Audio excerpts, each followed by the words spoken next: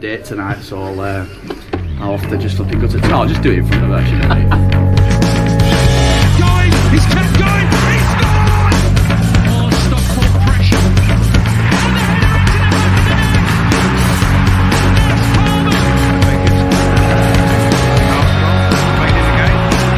And a superb goal! Charlie did it! Lisa! Rose tries to get the ball in. Wilkinson!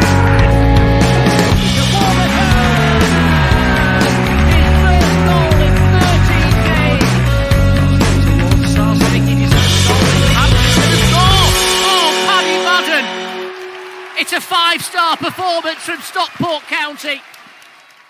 All right, we've got a small house, but we've got a big bloody heart, I tell you.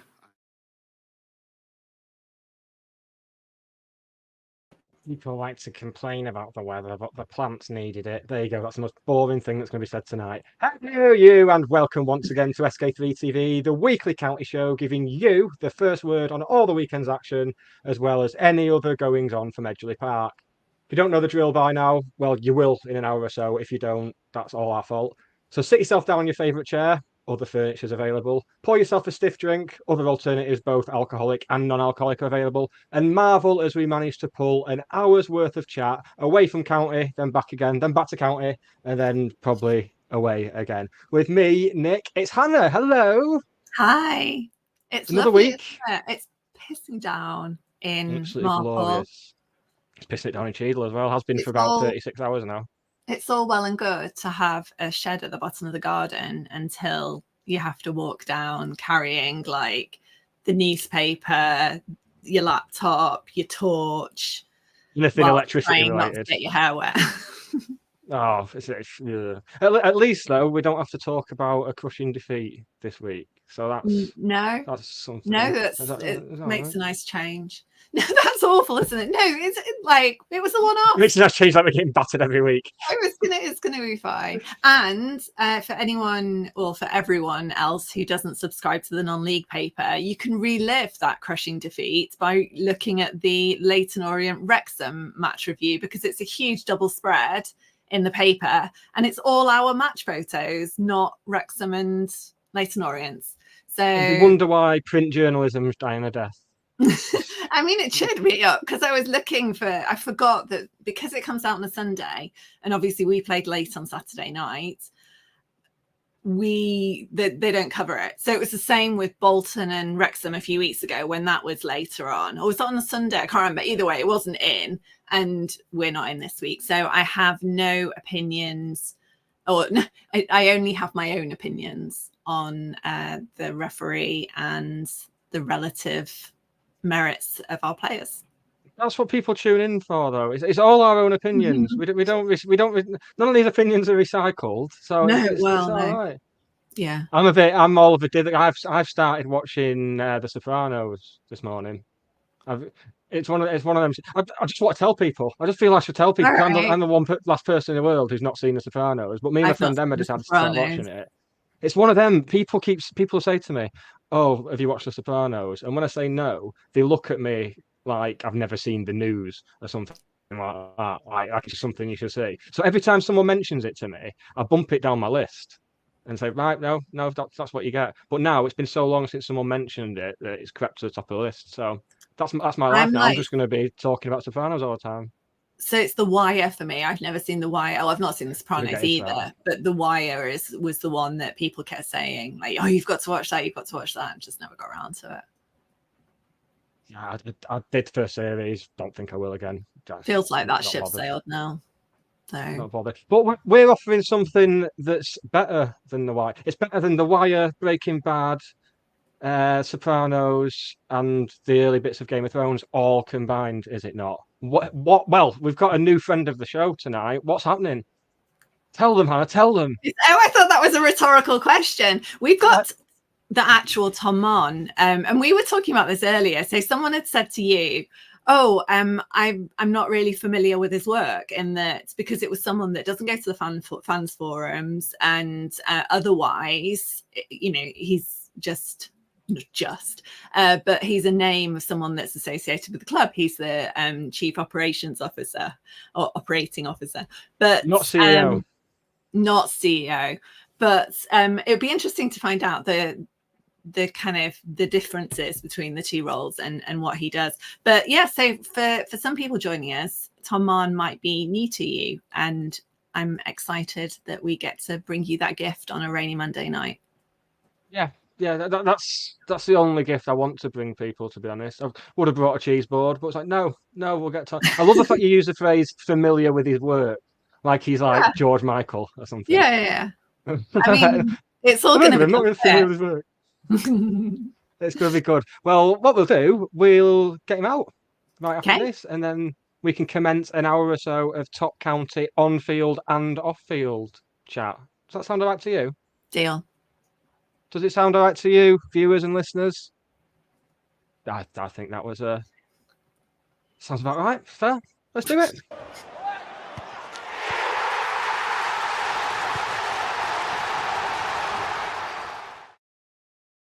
That was smooth. Hello, Tom. Evening. How are we doing? Good, thank you. We're good. We're giddy. I'm in shock that you've not watched either The Sopranos or The Wire. It's actually blown my mind that someone hasn't actually watched The Sopranos. I probably watched it about 3 times through. I've watched Breaking Bad 9 times. Well, I was about to say that's mine. I've never watched Breaking Bad. I watched the first episode and it was the weirdest things I've ever seen. Yeah, don't bother. I watched the first episode about 4 times before I managed to get into it. And then I spent the whole of the next however many series thinking, right, I've got to persevere with it now. And it, like, people keep telling me it's brilliant. And it got to the end, I was like, I don't care about these people anymore. I don't like them. I don't, yeah. So don't waste your time or your life. Sopranos is worth it. Definitely worth it. I'd recommend it. A man who's had to oversee the ticketing situation at County, saying Breaking Bad was the weirdest thing he's ever seen. a sound bite for the ages. I'm having that in the trailer. Sorted. We weren't going to mention future ticketing, but I did say to Nick earlier on, if people haven't been to the fans forum, then they won't necessarily know what the kind of the next steps are and what the outcome of your investigations have been. So maybe that's a good place to start. Oh, so we're going straight in with future tickets. We're going straight in. It's fine. Not even warm me up a bit. Ask me a few easy ones. No. Well, obviously, I think it should be common knowledge. We've made Future aware that we're going to be changing provider, and we are fairly well down the line with the new incumbent. So I'm actually meeting with Future tomorrow to sit down and just go through a few bits with them. But obviously they've been in situ for a while now, a good few years. Good people, just a system that maybe we didn't, it just doesn't work for us for whatever reason. I think operationally for me, coming from a ticketing background, there's different ways that I would like to approach it. I know things like loyalty points and schemes and all that kind of thing for away tickets, for instance, is something that we can manage in a different way, not necessarily better or slightly more appropriate. But yeah, it's fair to say we're definitely a good way down the line now with a new ticketing partner. And it's part of a wider digital review that we're taking place at the moment. So potentially before the end of this season, but certainly for the start of next season. And I think wider digital review is a phrase I really was excited to hear. I wanted something. I wanted a phrase I'd never heard before, and I've got it 10 minutes in. You've completed it for me. These sound bites. But that's that's how much the club's changed. So, the things that you're talking about, and the demand on the servers and all of that when tickets go on sale wasn't a problem that existed when future ticketing would have been brought in. Yeah. So, I mean, it's just one of those things, isn't it? That it's, the club has expanded and grown and yeah, exactly. That's it. And I think obviously talked about the fans forum there was a couple of scenarios around ticketing where the system fell over, and I was pretty open at the fans forum. One of them was down to Future, and one of them was absolutely down to us. And so I can't just beat them with a big stick when we're not squeaky clean ourselves. But I think it's fair to say it's been a lot better in the last couple of weeks, months. And yeah, it's a good problem to have in a way, albeit I know the fans don't necessarily feel that sometimes, in terms of that we need to really review our infrastructure because the demand of the business is growing. And so it's a sign of success as far as I'm concerned.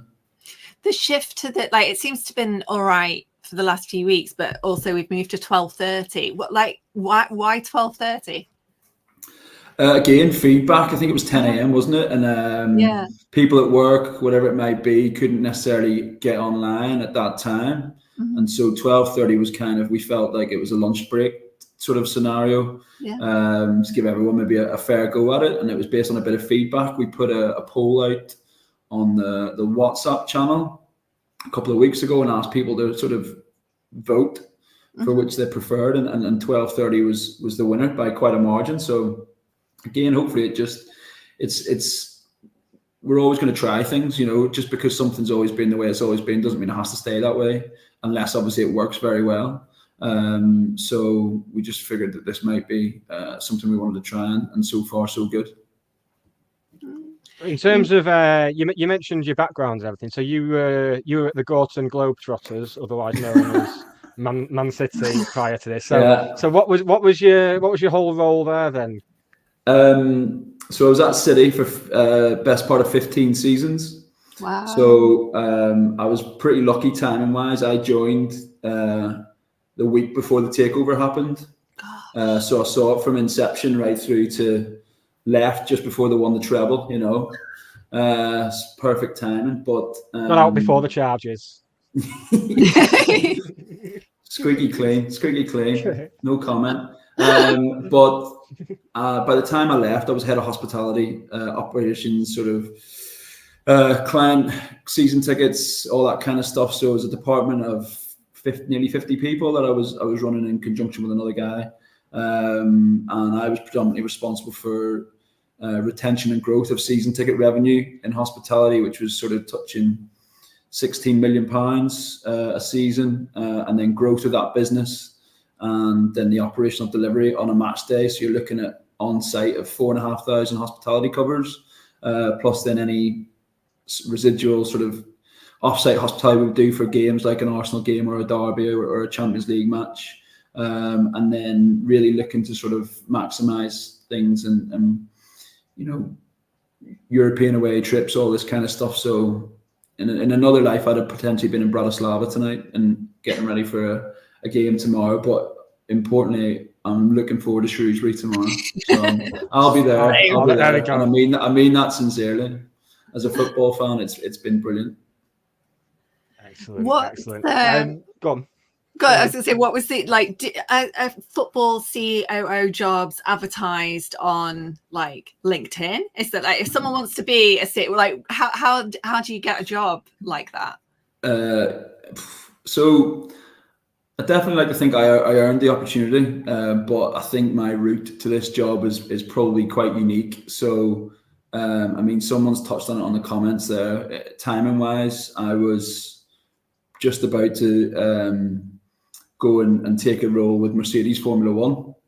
So I wasn't necessarily looking to leave City. I was very happy there, but this opportunity came along, and I was pretty much there. I met Toto Wolff and done all the interviews and whatnot, and had the offer on the table, and I got a phone call from Mark saying that he'd be interested in bringing someone in to lead the next phase of the business, and did I know anyone? And genuinely trying not to sort of get ahead of myself. It was a real honest response. I named about 3 or 4 people that I thought could be really good for the role. And he said, what about you? And I've known Mark for nearly that whole 15 years that I was at City. He was a client of mine. Mm-hmm. And we used to do some business. He used to sponsor events and different things when he was growing the Vita brand originally. And so it happened very, very quickly. That call was on a Monday. I think I met him on the Thursday and then told him I had this other offer. And on the Friday, I got asked to come back and meet Johnny and Dave Ansell, who's the brand director. Mm-hmm. Went back to Belfast for the weekend, came back on the Monday. actually flew out to a City away game, and then whilst I was there, he rang me up and said, let's do it. And by the time I got back the next day, I had the offer in my inbox and I didn't even flinch. I signed it, sent it back, and then emailed Mercedes and said, thanks, but no thanks. I'm off to Edgeley. And that was it. I mean, no, but it's Formula One's just robot wars for billionaires anyway. So exactly. It's not my thing at all. Honestly, yeah. I actually said that in the interview when I met Toto. He said, I'm going to ask you a lot of very direct questions. If it's, if anything becomes too personal, just say so. I said, you can ask me anything you want, just don't ask me what. Is it DRS? I don't even know what it's called. Basically, my prep for it was to watch 8 hours of whatever the Netflix documentary is. That's how little interest I have in Formula One. But football's always been my passion. So the opportunity to come here wasn't even a second thought. So what were your first thoughts then upon taking the job then? What was your sort of preconceptions of County prior to taking the job? I'd been to games before, so I'd been as a guest of people that had tickets or hospitality or whatnot, and I think hopefully people that know me, I'm a genuine football fan. I grew up watching a team in Belfast called Glentoran. I was there on Saturday. I went back to Belfast for a friend's wedding party, but managed to squeeze a match in. Unfortunately, it was off. I mean, we drew 0-0. It was one of the worst games of football I've ever seen. But everyone that I saw there, all they wanted to talk about was County. But getting into the sort of the bones of the place and understanding what it was about, I think the opportunity was clear and obvious. I'd been there. I'd seen the Cheadle end in full flow. I was at the Bolton game years ago in the Cup, and so it's hard not to really, I wouldn't say fall in love, because that might sound a bit like, I don't know, not authentic, but it's the Cheadle end and the club, it really is an authentic thing. You can't, it's hard not to really get sort of taken away with it. And then obviously knowing Mark as I did and understanding how he got to where he got to, it just felt like a perfect fit. And it's 20 months now. And haven't looked back. Genuinely haven't had a second thought since I joined. What does a normal day look like, if there's such a thing? What do you do in a normal day? I probably don't, not to burst the bubble, but it's obviously football comes with a lot more emotional attachment, which can be your biggest ally, but also can be one of your biggest challenges. But it's trying to run it day to day as a business. So checking in with all the necessary commercial teams today. We had events all weekend, right? So we had a wedding there on Saturday. We had a 40th birthday party. There was a big event there yesterday. So it's trying to understand that how that all went operationally, revenue wise. The shop was closed last week for a stock take, so making sure that was up and operating as it needed to be. Checking in with Olivia on ticket sales for Wigan and obviously hospitality and all that kind of thing. Checking in with the necessary people that were going to be operationally set up for next weekend. So it's the same really in running as any other business in terms of being responsible for commercial operational output. But there's some fun stuff in there as well. We had big meetings with Puma last week. As I talked about, we're going through a big digital review, everything that we're doing at the moment. So we're having presentations for some people that work with some massive clubs, and even little, it sounds little, but the new touch screens that we put in over on the pop side fan zone, that's just a bit of a facelift, but those screens are being operated in Atlanta Falcons in the NFL, all this kind of thing. So they're coming to present to us. These companies are coming to us and telling us they want to work with us. And I think that is testament to the success that the club's had over the last 4 years, I guess. And the big thing for me is I think people actually taking notice now, and it's not just little old County. We're a common force. There's no doubt about that, and it's being proven now because there's big brands, big companies that want to come and work with us, and the stadium expansion is going to be the next phase of that. in terms of people wanting to come and be part of it. How do you juggle that kind of, I guess, paradox between being really commercially successful and having so for anyone who doesn't know, the screens in the pub side are touchscreen. You can order your drinks and then just pick them up at half time. So last Saturday there were no queues. The stewards were brilliant at kind of talking people through, but there are some people that would actively not enjoy that. It's kind of part of their ritual, and I suppose, you know, part of this is about giving people choice. But how do you juggle that kind of commercial success and revenue growth at the expense of some of the kind of more traditional elements of the club? It's dead easy, Mark. Like I cannot tell you like how clear he is in terms of what his expectations are, in terms of being the best that we can be and everything being as premium as it can be, but also being affordable and mindful of, you know, Stockport. It's a massive town population-wise, right? But it's really, really polarised. And if you speak to him or anyone else sort of involved from the outset when he got the club, football hardly got a mention. Like he wanted to use the club as a vehicle to build social cohesion and the education side of things. Obviously, the stuff we've done with the Kits by County, the FE, we've got 250 students in this year. I presented into them the other week, and you know, so there's all that side. But in terms of the match days, making things affordable. So we've got great pies, but they're pretty reasonably priced. You know, making sure that the beer's decent. We're working with the likes of Runaway, brought in the pop side ale, all that kind of stuff, and making sure that everything we're competitive and we're doing our best to be commercially viable, but also making sure it's accessible. And you know, I think we went out with the season ticket prices as an example, and we could have stuck an extra tenner on it or whatever it might be and made 50 grand, which might sound really frivolous, but fan sentiment's worth more to us than that. And that is a genuine sort of point of view.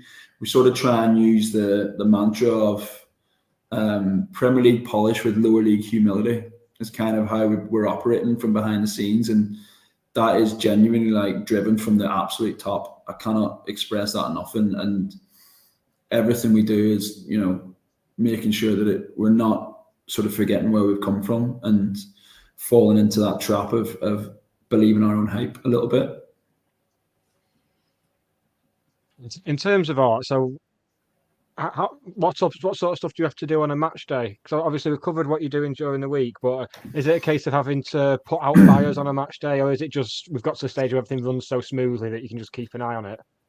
Yeah, I'd say that's it. I think it's the same again as any business. You operate it in terms of give people clear remit, clear guidance, but also the parameters in which they can operate themselves. There's nothing worse than, certainly in my mind, of being micromanaged, and giving them the tools to be able to do their job well. There's a lot of good people at that club that have been there a long, long time, but we've been lucky to sort of build that out in the time that I've been here and add some really strong people to complement the people that were already there. And you know, we've made some changes operationally on a match day, and we've changed some of the stewarding companies. We try and bring new processes into things like the pop side and all that kind of stuff. And so ideally for me, I just get to sort of not just wander around aimlessly, but like, you know, go and have a look at things strategic. Like we brought pop side on last week. You know, what is the courtyard actually like on a match day? Is it operating as best it can be? Are people still enjoying it? Do we need to give it a freshen up? You know, what's happening in the shop? Is there, you know, we put a queuing system on. It sounds really simple, but just little things like that. Obviously, digital tickets was something we've tried to phase in, and we'll continue to but try and make everything a bit easier for people. The next one will obviously be when the new ticket office opens in the next few weeks. But in an ideal world, my job is a little bit of checking before we open and a little bit of troubleshooting, but ideally being able to go and actually engage with people. I'm pretty visible, hopefully. I think I'm always out and about on Hardcastle Road or near the courtyard, obviously on the pop side when I can be, and things like that. And so in an ideal world, I'm in my seat at 5 to 3 looking forward to the game like everybody else. I will warn you now, we're going to ask you a question that It's probably the one everybody wants the answer to. It's it's one that's just- certainly been I've just seen it. keeping me I up at said night. this It's might from be Dave Philbin. operationally sensitive, so we might not be What able does- to ask it. Killing us. Oh, your internet went out, and you were. But I think the question was, what does phase 5 and phase 10 mean? Yeah. So they're obviously just security protocols. So it's just messaging for stewards. We used to have sirens. So again, if you were in and around the ground pre-match, you might have heard them. No, we didn't. It sounded like an air raid shelter, or you thought someone was the plane that was coming into land maybe was a bit more nefarious, but it's literally just a replacement of those sirens because they weren't necessarily clear as to what each one meant. So I know it's become a bit of a thing, and they were singing normal duties and all that, which is class. It's what you want. Like you know, I had to again explain to Johnny a few weeks ago what it actually all meant. I'm not going to go into it because it's security protocols, so it's better to sort of just keep a few things in house. But it's literally just a replacement of previous protocols, but they were sirens. I think you'd be more nervous of hearing a siren going off 25 minutes in than if someone shouts or phase 5 over the tannoy. And the gates open. Correct. Yeah. I think with some of it, it's quite easy to guess based on what the stewards do after you've heard it. But I do like the fact. I think the kids nowadays would call it a meme. It's become a meme. I think is what people would say, that it gets people joke around with it and stuff like that. But it's a term. People should remember that. You can't play games with this stuff, can you? Well, this is it. And do you know what? We're pushing 9,000 every week now, at least. So this weekend will be a bit busier still because Wigan have sold their allocation. They'll be the first ones to come with over, best part of 900 fans, and we need to be, organised. And not to say we weren't before, but with the volume of people, we need to respond to that in the right way and make sure that we've got process and plans in place. You did. You mentioned with Wigan coming at weekend. I know you mentioned Forum. I think someone asked you about the railway end, whether away fans were going to be back in there. Is that still something that's being discussed? Yeah, absolutely. We purposely didn't sell season tickets in there, so that we could be dynamic with it. We obviously made that change quite quickly after I came in, just to try and optimize the capacity so that we can get as many people in, because not many clubs are filling that end, and we've stuck with it, those 2 blocks. Obviously, we've got some bigger games coming up in terms of opposition, so your Boltons and your Wrexhams and whatnot. So it's something we can be completely flexible with. We've trying to fill it with home fans this weekend, so it's on sale obviously to home fans, but if it gets to a point where it's not filling up for whatever reason for a game like Wigan, which in a way is a derby, then we'll take a view on it match by match. But using Wrexham as an example, it could move for international break potentially. So if that's the case and it becomes a Tuesday night, then will they bring as many as they might have done and all that kind of thing? So we've shown on occasion that we can fill it, and we want that to be the case. Obviously, we're building an extra 3,000 seats at that end in the next 18 months. So we need to be really pushing the agenda that it's a home area and that there's demand for that space. So you mentioned the expansion. How is it looking timescale wise in terms of the expansion? Because I know plans been submitted now, I believe. Yeah, plans have been submitted. Obviously, we had the consultations. I think the opportunity to support, decline, or object, whatever it needs to be, is come and gone now, and the council are just considering everything that's been submitted. But we're pressing ahead plan wise and operationally. We've got meetings in next week with prospective developers, all that kind of thing. So internally, we're pressing ahead as if that work starts in the new year. That's what we've committed to, and so that's what we intend to do. I suppose with the relationship Mark's built up with the council, everything he's done since he's been here, I suppose that'll lead you to be fairly confident that it will all be okay on that side of things. You would hope so, right? That ultimately, I think, like I've lived in Greater Manchester for more than half my life now. 21 years I've been here, and Stockport's probably an area that I didn't actually know that well, but you see the town as you know, it's going through this real regeneration phase, and the club's timing of the success we've had to fit along with that, it couldn't have been better. And you would hope that the majority of people see the value that a successful Stockport County and a growing Stockport County is good for Stockport, right? So if, you know, you would hope that it will pass and pass easily, but I mean, time planning and all that kind of thing isn't my background. So fingers crossed, the people that are working on our side from behind the scenes have done what we need to get it passed first time. I do love how excited people are about that whole side of things, because obviously it's been 30 years since there was last any like major building work, like when the Cheadle End was built. So it is genuinely, for a whole generation of fans, they've seen nothing like that happening here. So it's such a novelty, isn't it? Yeah, that's it. And you know, as I say, like I went to watch my team on Saturday, Glentoran, and you know, standing on terraces that are falling apart, and one end of the ground is basically been shut by health and safety, and so I can appreciate it even more as a result of that, and see what it must be like. And obviously, you guys who have been through thin and thinner in National League North and all that kind of stuff, you know, I sit next to Steve Bellis most weeks, and he touched on it when we played that England Youth International the other day at the ground, that, you know, a few years ago we were playing Vauxhall Motors, right? It's not even a place. And now we're hosting, like the FA are coming to us and asking us to host games and things. So it shows how far it's come, and it's only going one way.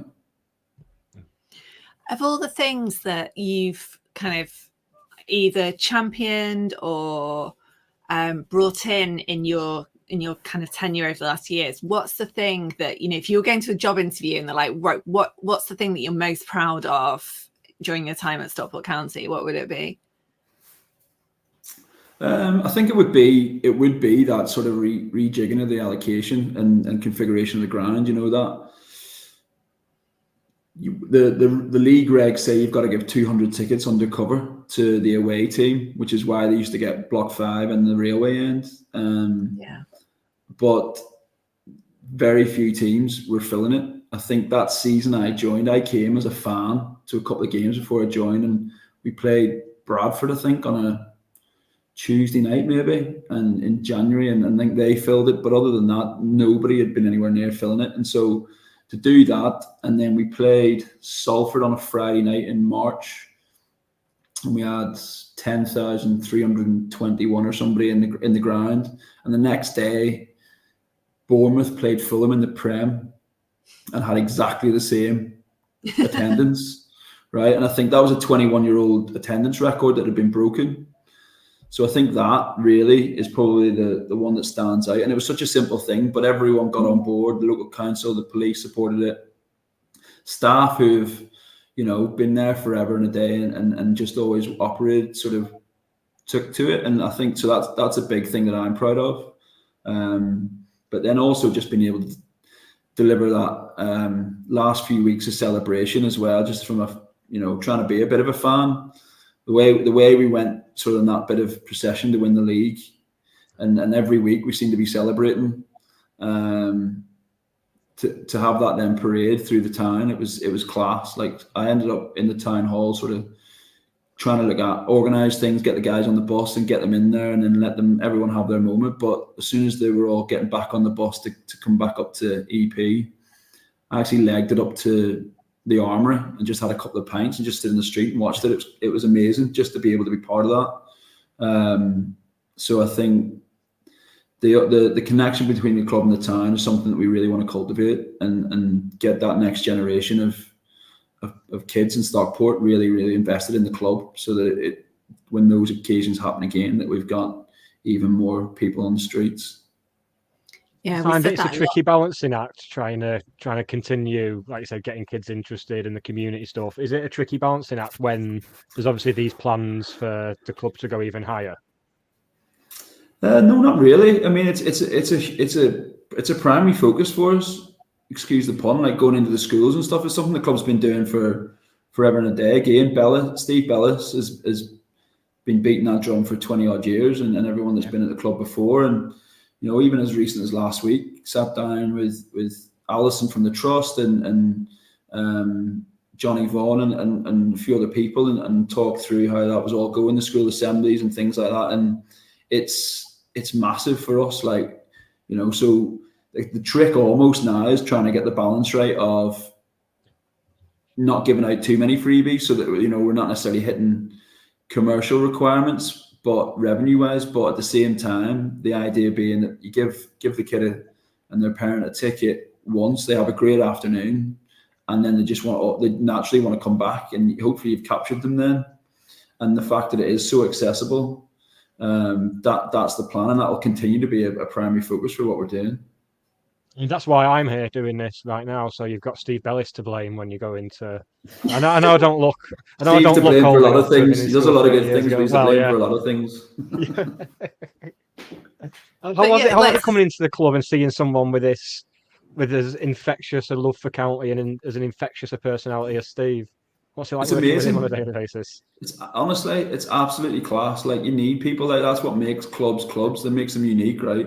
I mean, again, not to sort of bleed on about it, but going to watch Glentoran on Saturday, and the lady working in the shop is the same lady who worked in the shop when I started going when I was 6, and she's a volunteer, and she's a character. Let's just put it that way. It's the polite way of putting it. But there's people like that all around the club, you know, that do all sorts, and you'd be lost without them. It's like the Vita Bar, which, you know, is at the front of the Bagar stand, used to be Wendy's, because Wendy ran it, and Wendy's still there now.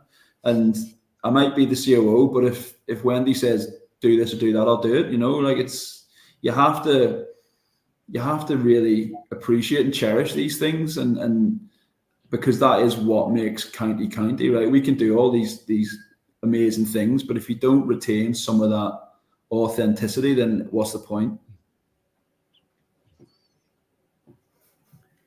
There's thinking about kind of people volunteering. So I sent Tom a message this weekend saying, can I volunteer to work in the shop, in the ticket office on an evening so that people can collect tickets? And actually, I thought this was just me being pedantic, but actually there's quite a few people asking about kind of ticketing hours and whether that'll change when the new ticket office opens.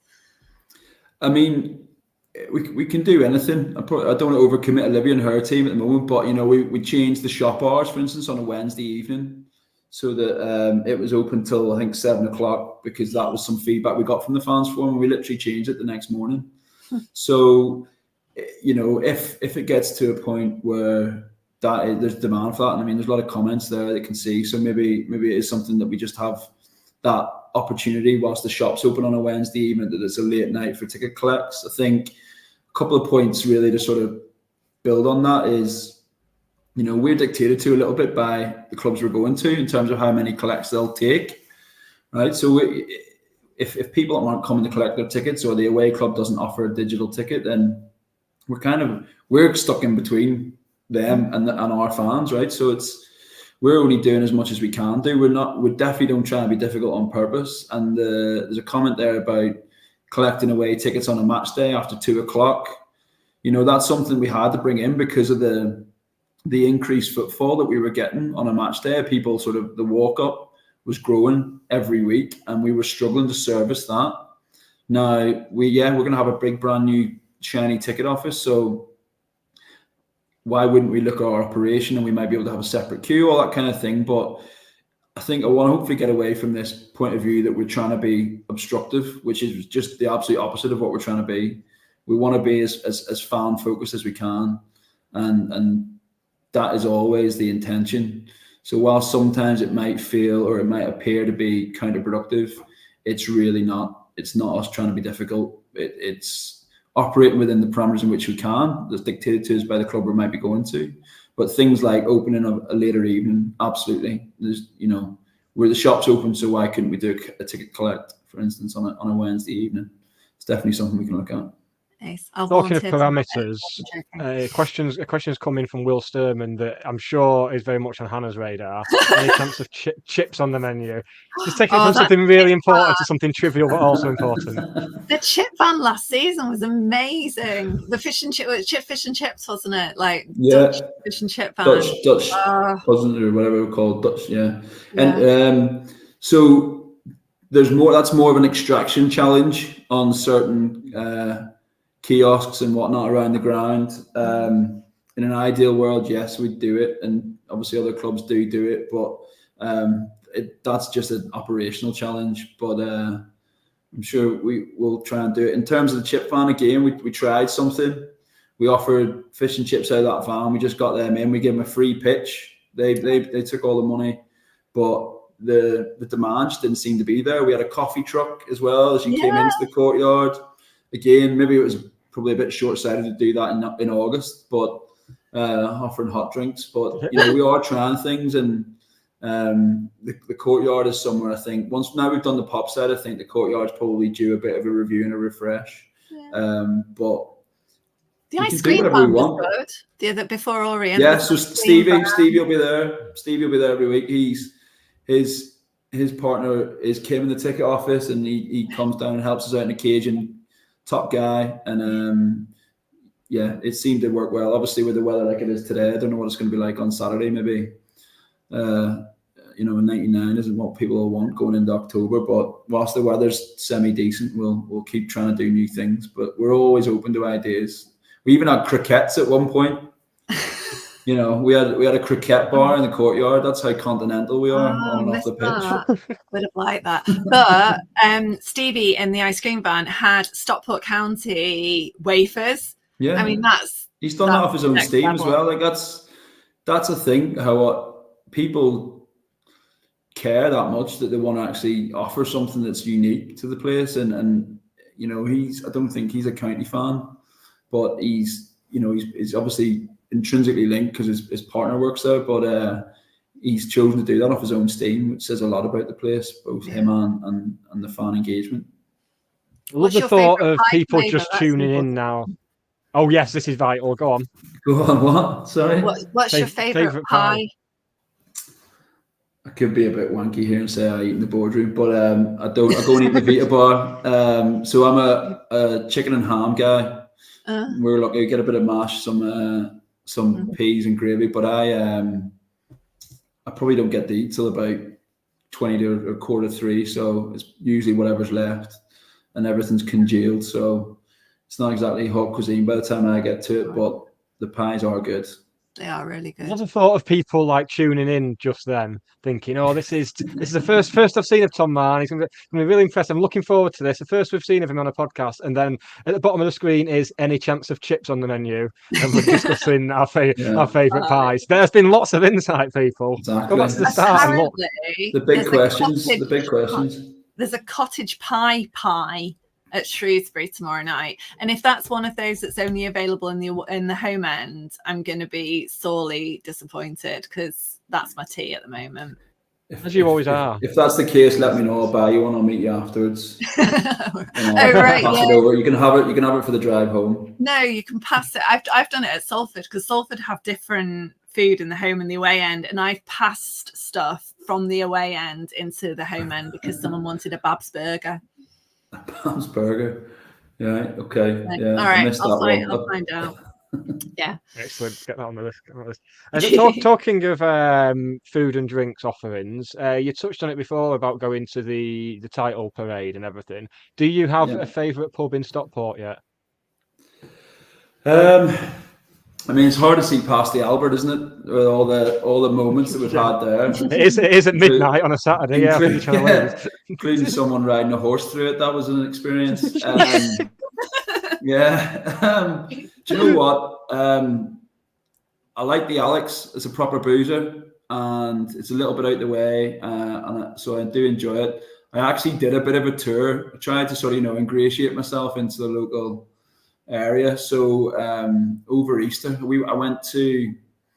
I did Forest Green on the Friday, and then on the Saturday I met a lot of people know Rick Hinks, who's the sort of maintenance manager at the ground, does the safety officer stuff.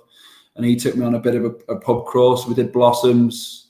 Is it the Red Bull? Maybe is that what it was called? The Bull's Head or something like that around the back. And then we actually ended up in the Chester Gate. Oh my God! Oh God! It was class, so good, so that good. Can be an episode on its own. It was amazing, honestly. It was that woman who was in there with the pillow with her husband on and all that. I got the full experience. Yes. It was amazing.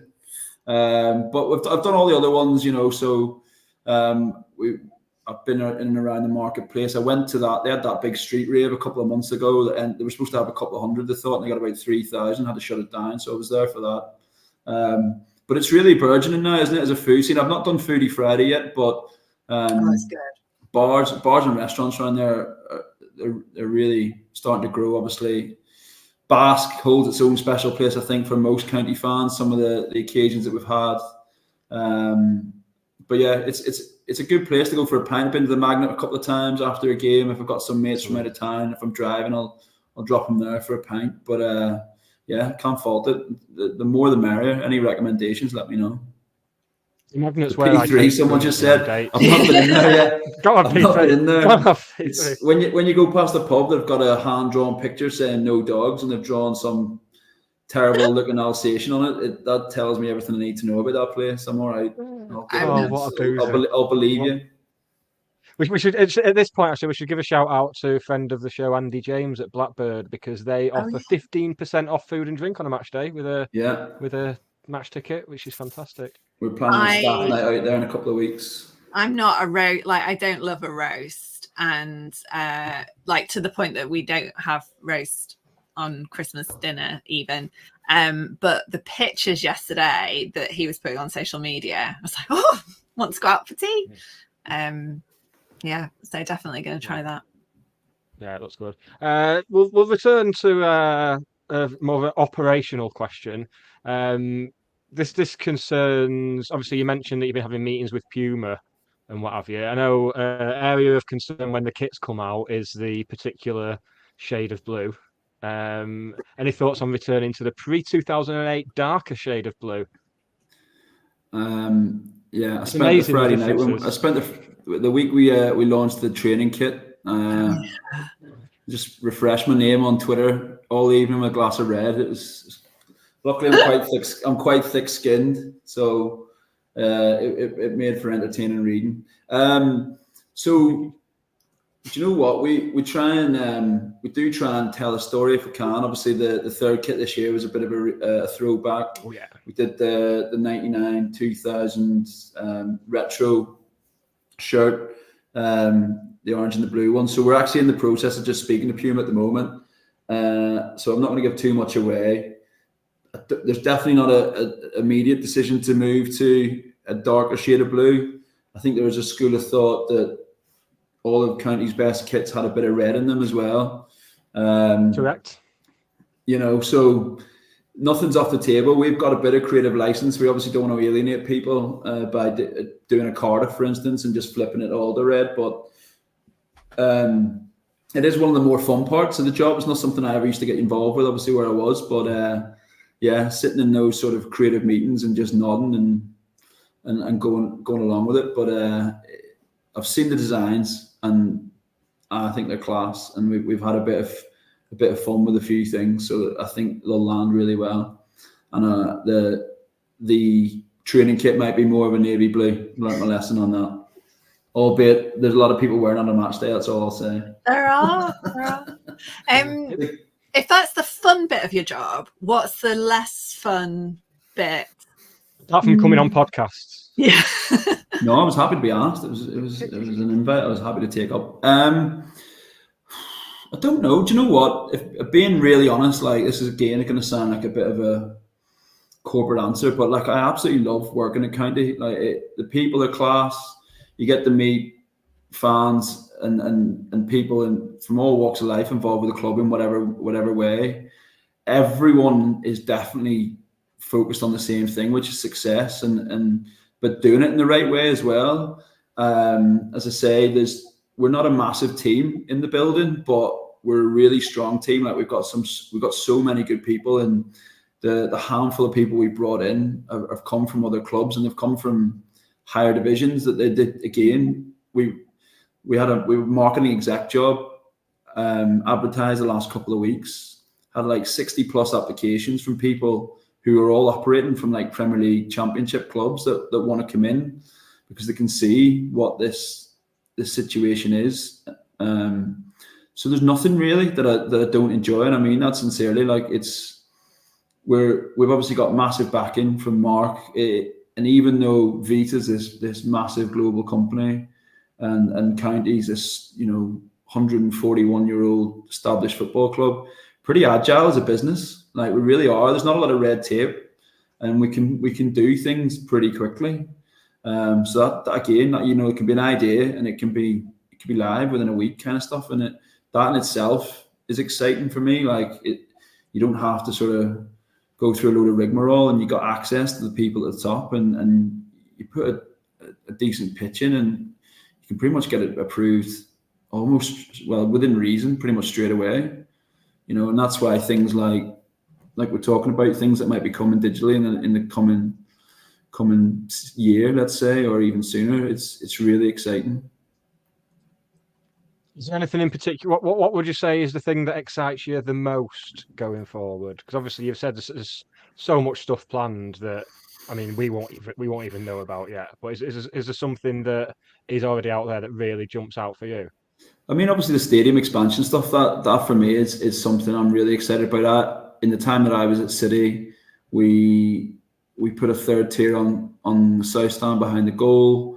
From my point of view, hospitality, we introduced probably 6 new hospitality spaces, and including one called the Tunnel Club, which people probably think is anti-football, but it was really groundbreaking for the industry at the time. And the fact that Brighton have got one now and Tottenham have got one, and they're all sort of variations of a theme, but we sort of did it first and did it biggest. And so that stadium expansion stuff is what really excites me. I think that nobody involved couldn't possibly be excited by that.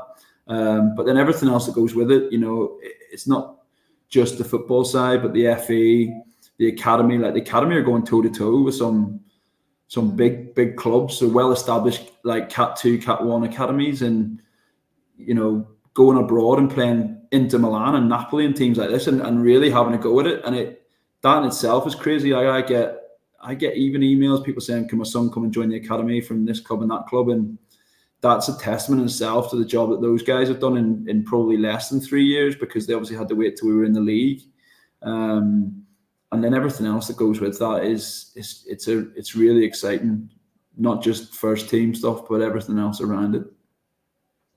I mean, this isn't even a question. It's just me thinking out loud. But I mean, 10 years ago, if we'd asked the person doing your role to come on a podcast, it would have been a straight no, because there'd be so much flack aimed at them. But I think it just shows how well run. In fact, the person who was doing that role back then has been asked to come on here, and it was. I think was he called Ryan or something? Yeah, he's called Ryan. Stories, yeah. I don't know the guy, so I would never say. Look, I think I'm very lucky. Like I come into it when it was already established. There was people there, had the place up and running, and I've definitely had to come in and make some changes and hopefully improvements in the building and for fans alike. But yeah, I'm not going to pretend like I came into a difficult situation.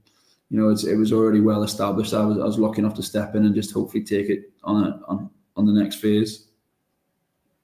Excellent. Oh, it's all very exciting, isn't it? It's so weird. After like years of turmoil, you kind of we're like it's like some deep-seated trauma that we've all got, and there's still sometimes an expectation of. I bumped into this is like the wankiest little name drop ever. But a couple of years ago, when Soccer AM was still on, I bumped into Jimmy Bullard at Manchester at Piccadilly Station, and like got a picture with him and what have you. He said, "Oh, who do you support?" And for some reason, I said, "Oh, I support Stockport, but can't have it all, can you?" And I was like, "Hang on, we've just." I wanted to like run after him and be like, "Hang on, we're like constantly winning league titles, and we've won pretty much most." Oh, that was recently. 2016. What, you bumped into him recently? Oh, right. It was when we were still in the National League. But yeah, and I was just like, why did I say that? I wanted to like chase him onto his train and be like, actually, I didn't mean that. We're good. Exactly. I didn't think Jimmy Bullard would get name checked on here until we got to the until me and Hannah got to the Wigan chat later on. Like, and when you're away, you always get that, like, oh, you like taxi drivers. Where are you from? Manchester. Are you red or blue? No, Stockport County. But it's normally men of a certain age, and then they'll say, oh, that's a proper football club, that is. Like there's almost a kind of immediate respect that it's a club with its own identity and a club that people know of and embrace. And it's the Leyton Orient fans were kind of talking about County as a club on social media, and like Marshall said, can see the similarities, and again, like embrace the history, I guess, and the provenance, which is nice. Yeah, it's lovely, isn't it? It's all been very optimistic, isn't it? I wish there was just something horrible to bring up. Sorry, I've got no bad news. Should we talk about Leyton Orient again?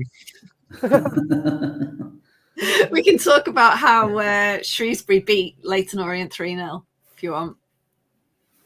Yeah, we'll get onto that, shall we? Shall we have a chat about the weekend? Yeah. At £3.60, and I thought Oldham was bad, right? So my this is what the people want. Oldham was, what was it, £2 for a tube of Charlotte's fruit pastels, £2 for a packet of crisps, and £3 for a drink. £3.60 at Barnsley for a lemon Fanta, which was very nice, and it, Spain vibes and stuff. But £3.60. Was that the worst thing about the evening for you? No, I messed up the parking, and we had to walk 20 minutes up a hill at the end. The wrong supermarket, did you? I parked near that Morrison's actually, but I thought when I booked it, it said it was like a 10-minute walk or something. It was not, and it was worse going back because it was up the hill. Yeah, I think, anything after, and it felt to me as well like Barnsley. I mean, Barnsley have been in the playoffs the last couple of seasons. Yeah. It felt like it's been the one that I've almost been like, oh, we've admittedly had a relatively soft start compared to other teams. Although we seem to have been lucky to have got Blackpool when we did, because they've had a bit of a run since Bruce came in. Yeah, Steve Bruce. Cambridge is still rock bottom of the league, but Barnsley felt like the first kind of big team, I think, in terms of competition. Although, have you seen Rob Elliott from Gateshead is up? It's such a Crawley appointment. Yeah, it's peak Crawley, isn't it? It is. So anyway, so we obviously Crawley and Mansfield, but Barnsley felt like the biggest challenge, and I don't think they played half as well as is in their kind of capabilities to do so. And the fans seem to agree with that. Darryl Clark, I love Darryl Clark's interviews are so brutally honest. Like there's no kind of polishing it. And I think we were unlucky to not get more from it, but totally take a point at Barnsley. Yeah. I mean after your parking issues and walking up a hill and then remortgaging your house for some Fanta and fruit pastels, then 2.5 minutes in, you must have been bordering on wanting to self-harm. I was not amused, just because it was such a daft one as well. Like, the replays are worse. Like when it happens in front of you, you can't, you can make a snap judgment if you were watching exactly what was happened, but more often than not, it's like, oh, did you see? Oh yeah, it looked stonewall to me. Okay, right. And it really was, but it felt like then they were just actively trying to defend. Oh, what was that stat that was it Dan Culver? No, Dave Philbin had put on the WhatsApp group about it was the longest lead that Barnsley had carried in a game, because it was 87 minutes, since 1912, which was also against Stockport County. Which is, I mean, who is the person who's had that stat? Has that person Ben, had that probably. stat ready? Probably Ben. Oh no, this was from some Barnsley website. So there's a Oh, Barnsley yeah. Ben. There's a Barnsley Ben out there Terrifying. who's they should all meet like in Anchorman, where they all meet in a car park. All like the Bens from all the different clubs should meet up in You wanna all try it replica somewhere? shirts. Yeah, that's it. Yeah, it's like that. Those stats packs that I found on the EFL website this season, they just bring me so much joy. But I don't think there were any really random bonds. There's some good Shrewsbury and Wigan ones. Well, particularly Wigan. But yeah, I think their fans aren't happy. I mean, they're 6th in the league now, but are of the opinion that they're not playing well enough to be where they would want to be and where they've been for the last couple of seasons. Substitutions didn't make too much of a difference. Don't know, from us, I think it's the first time we've seen Norwood and Bate together. I'm not sure that works so well. I think they're too similar in terms of that kind of wanting to take the ball from the back forward. And Norwood, normally he just stands out and didn't really on Saturday. And it was Bate that you noticed getting into things. Louis Barry's 5th goal. So League One top scorers are on 5. So there's Louis Barry, there's Adam Phillips, who scored their penalty, Barnsley's penalty. And then did nothing else at all. No, I know. Didn't I say that on last week's podcast? Like Adam Phillips is one to watch. And then Kwame Poku at Peterborough and Lee Gregory at Mansfield are the others. So they're all on 5. But we are 3rd of all the teams in League One for shots. Barnsley are 2nd, Rotherham are 1st. So we're at least taking the chances. I mean, at no point did it. I mean, 2.5 minutes in, we've gone one down to the clearest penalty ever. I thought, I'll have a look on Twitter. I'm sure people will be very measured and reasonable about this. And it was just people saying, "Oh, this ref's terrible." I thought, well, he probably will be statistically. Like law of averages, he probably will be terrible, but he hasn't been so far. That was a clear penalty. And then people just saying we weren't playing well when. I mean, we were helped by Barnsley just having no ambition after they'd gone 1-0. Yeah. They decided to try and sit on a lead for 87 minutes, which is ridiculous. But I thought we were very good. We mixed it up well. Arguably could and should have scored prior to half-time. Should have been going in at half-time level. Yeah. There was that. It was, what's it called? Earl, who actually did a really good job of controlling Tanto. But it was his mistake. And Barry arguably should have scored or could have scored just before half time. But the Barnsley fans hate this. I can't remember what his first name is, Earl. He's French, but yeah. That's getting clipped up. French, but yeah. Yeah. No, that's all I know about it. We get a reputation. But Barnsley's right back Cotter got man of the match as well, which is it's kind of indicative of just how important Louis Barry was to us. I think that he's managed to marshal him and got man because no one else has stood out apparently. Yeah, but funnily enough, Wigan, Maloney said about whoever they were playing, who were they playing? Exeter, that they'd played without a 9, and so it forced their centre backs to be really aggressive. And I think maybe that's kind of reflects well on us, that it's the defenders that are getting the plaudits rather than anything else. Yeah. I mean, there's no one you can pick out that was a special. It wasn't like last week where we didn't want to pick anyone out because everyone was just really, really poor. It was just a solid performance, like you said, against a team that was in the playoffs last season and has the ability to be there again this season. Like our biggest test of the season so far. We went toe to toe. Not only did we go toe to toe with them, we probably shaded it. We're probably the better side. Yeah. Just apart from it being the only bad thing about it really was just that it being an absolutely awful kickoff time. Like that time on a Saturday. You're still not over it, are you? I will die on this hill if I have to. I'll take Saturday tea time, but 7:45 on a Saturday now. No, not for me. I had a long nap on Saturday afternoon, cuddled up with the dog. I think you were saying during the first half.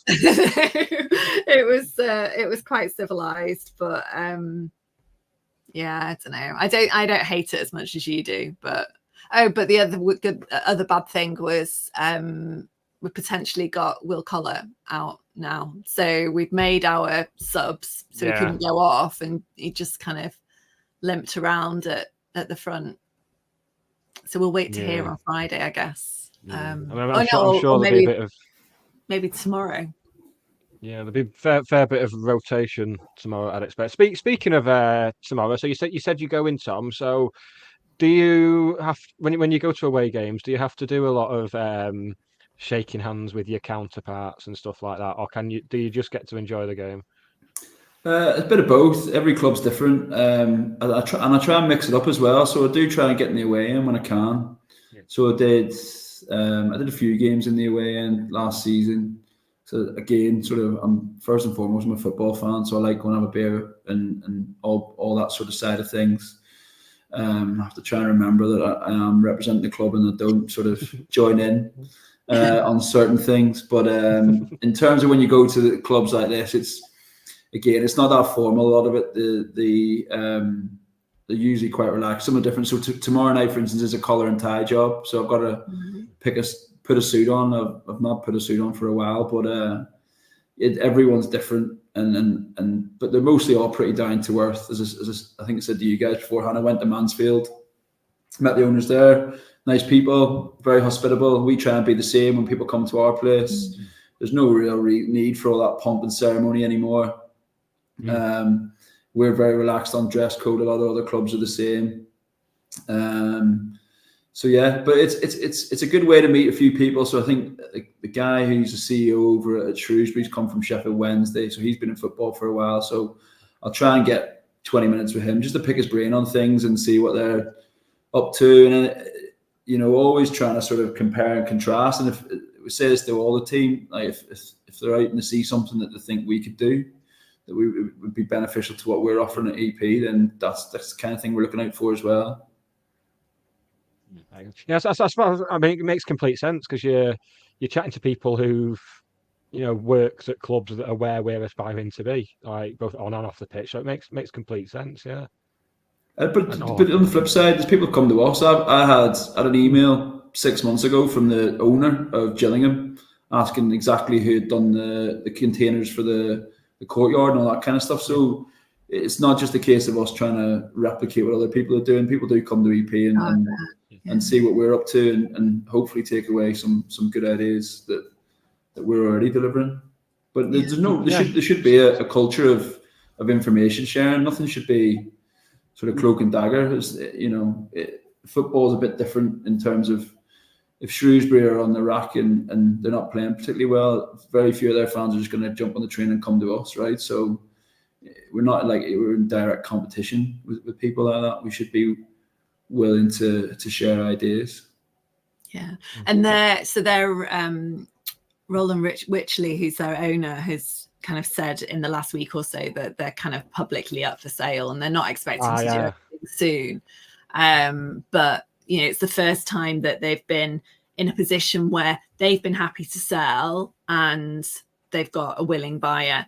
So it'd be interesting to watch them over the next year because, like with us, someone new comes in, like Brad Gallinson at Gillingham, came in there and made changes immediately that kind of saved them 2 seasons ago. But it'll be interesting to see what happens at Shrewsbury as they enter potentially a new period of ownership towards the end of the season. Things don't happen always. I mean, Reading's still up in the air. I think more protest planned as well. Yeah. I think their fans had a meeting with the EFL in the last week. It seems to have been rumbling on forever. That does it at Reading. Yeah. It was supposed to whenever it's a transfer window, it was supposed to be kind of done and dusted on. I think the transfer window closed on the Friday, and it was supposed to go through on the Monday.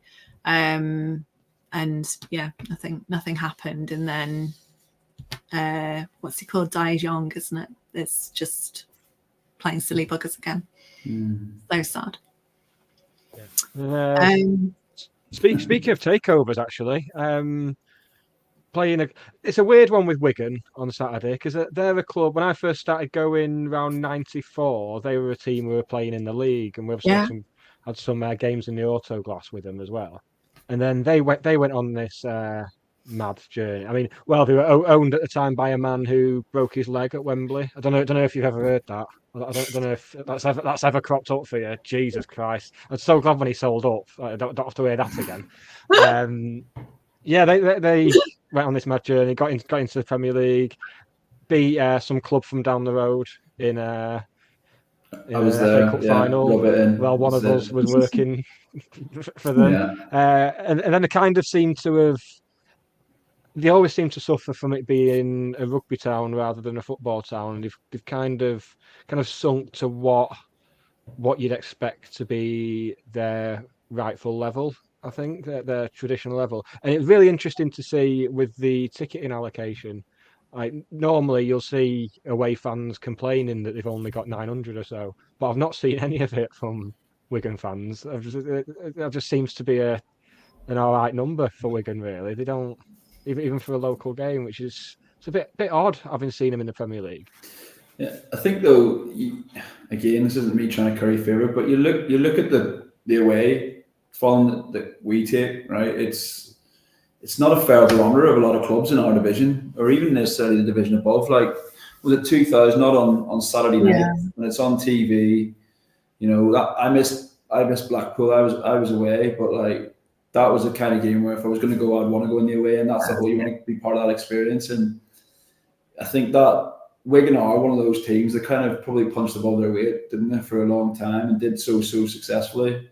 That Barclays man trend that was on Twitter recently, it was just like Hugo Rodallega and Nzogbia reels all day. It was class. They were like the absolute archetypal Barclays team, weren't they, for however long? That was the best week on Twitter ever. It was class. So good. Fully like cleansed my timeline, sorted my algorithms out, and now it's back to like Elon's favourite racists. It's just gone back to normal now. It's so upsetting. Yeah. Oh, it's great. What a week that was. It was a good week. But no, it'd be interesting, like you say, see what they do in terms of ownership and all that kind of thing. And I think this is the thing, though. They not necessarily got lucky, but they had a benefactor, but like a Blackburn scenario from 30 odd years ago. It'll happen. Whether we could be one of those, who knows? That's it. We certainly seem to be taking the best of what all these clubs with benefactors have done, and because you see, I mean, I know even with the Wigan thing, they got to the Premier League, but there seemed to be no community engagement or anything. It didn't seem they were working hard on growing the fan base. But so to see us doing it while we're a couple of leagues below where they eventually got to, it's all going to pay off in the future, surely. Yeah, you'd hope so. I mean, we if and when we are speaking or presenting anything about the club, you know, population-wise, we're bigger than Burnley, we're bigger than Sunderland, right? So you look at those as clubs and entities, and we've got that potential. I know there's a lot of people probably that have moved to Stockport, like me, moved to Manchester. I've lived either in South Manchester or the city centre for the last 21 years. But, you know, why not? Why not us? That's genuinely it. Why not? Yeah, I think my first season watching us, we played Bournemouth, Brentford, Swansea, Wigan, Blackpool, all teams that have gone up to the Premier League, and it's just don't want to outright say it, but yeah, we all know what we mean. Yeah. I don't want Wrexham fans watching this and clipping it up like they do with other clubs' podcasts. We